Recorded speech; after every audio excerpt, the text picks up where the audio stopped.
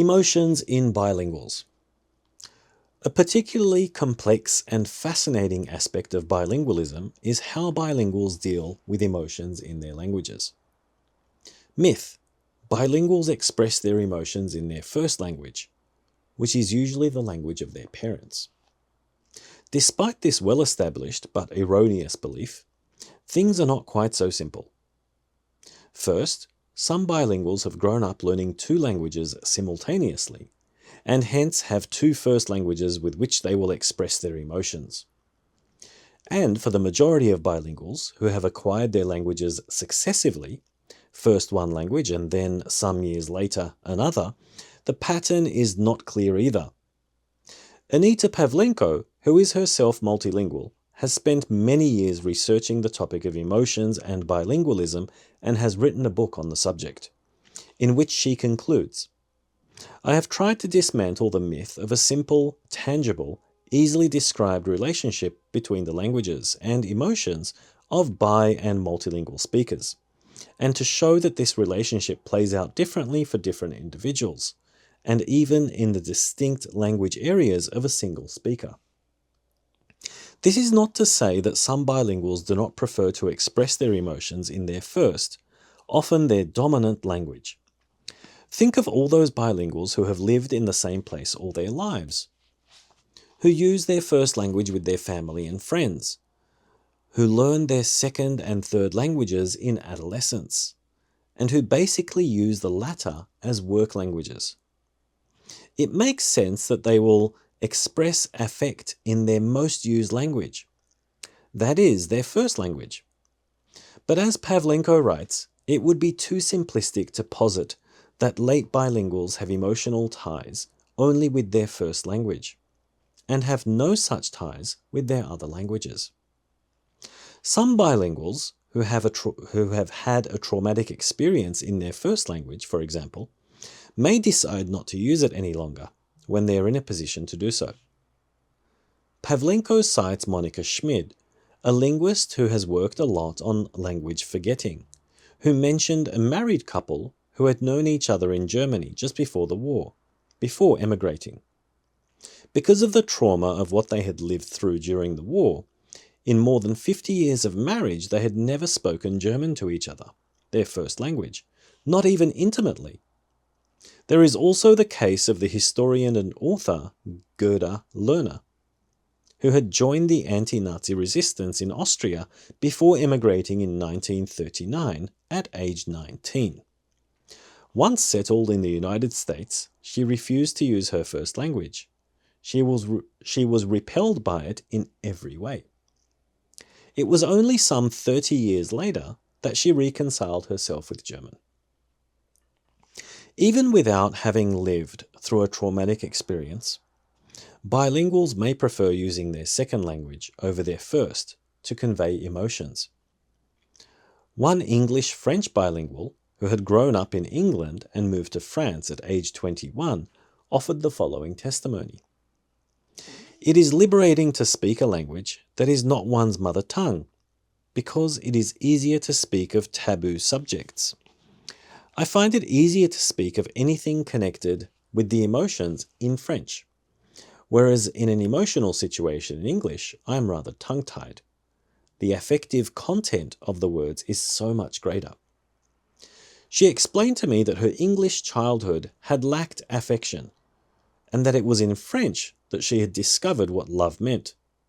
She ended her testimony with the words, "Perhaps one day I'll even manage to say the English words, 'I love you.'"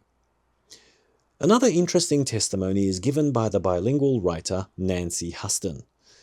It concerns how she spoke to Leah, her baby girl, who was born some 9 years after Huston had moved to Paris. She was going through a strong French language period and had married a Bulgarian-French bilingual with whom she spoke French. Huston writes that she had started out using English baby talk with Leah, but simply couldn't continue. The memories and the feelings that it stirred up were simply too strong for her to be able to continue in English. Huston went through a very difficult time as a child when, at age 6, she experienced her mother's abandonment of the family home. Many late bilinguals mention that they can swear more easily in their second language. The same English-French bilingual, quoted above, wrote, "I can swear much more easily in French and have a wider range of vulgar vocabulary. I'm finding that gradually the way I use French is influencing the way I use English. I can now say shit and fuck off." Huston, who wrote her master's thesis on linguistic taboo and swear words, analyzes this phenomenon, which she also experienced in her first years in Paris. She writes, "The French language in general was to me less emotion-fraught, and therefore less dangerous than my mother tongue. It was cold, and I approached it coldly. This advantage, however, was not without its drawbacks. In a way, I was almost too free in French. I was untouched by the language. It did not talk to me, sing to me, rock me, slap me, shock me, scare me shitless. It was indifferent to me. When bilinguals are tired, angry, or excited, they naturally revert to the language in which they express their emotions, be it their first or their second language. Here is what a Portuguese-English bilingual told me. If there's something that makes me angry, and if I allow some of my anger to come out, there is no doubt that I will use Portuguese, no matter the context or the situation. Pavlenko notes that sometimes when bilinguals are really angry, true communication is put aside and they may use a language that their spouse or child cannot understand. This can give them emotional satisfaction even if the words are not understood. Stress may cause interferences, problems in finding the appropriate word, and unintentional switching. Here is a personal experience. I was once bitten by a stingray while bathing in shallow waters in California. I was in real pain and bleeding quite badly. Since I was with a group of English-speaking people, I recalled that I switched back and forth between English and French. I used the former language to ask them to take me to a doctor, and I uttered French interjections to help express and ease the pain. In some very stressful situations, one language can even be completely cut off.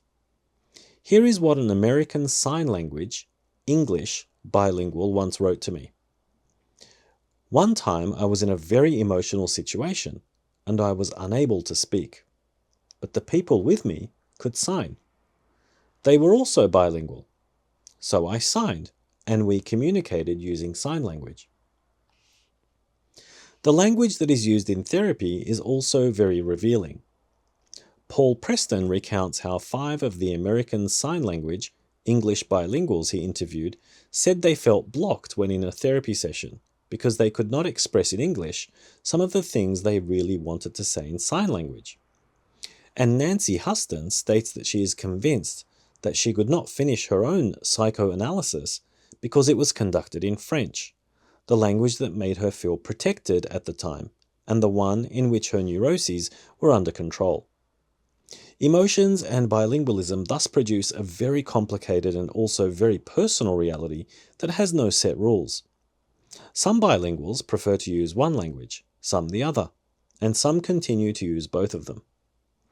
As Pavlenko writes about her own habits, each language ties me differently, with bonds I cannot shake loose. And so, on a daily basis, I have no choice but to use both English and Russian when talking about emotions. I love you, I whisper to my English-speaking partner. Babulechka, ja tak skучал po tebe. Grandma, I miss you so much, I tenderly say on the phone to my Russian-speaking grandmother. The end.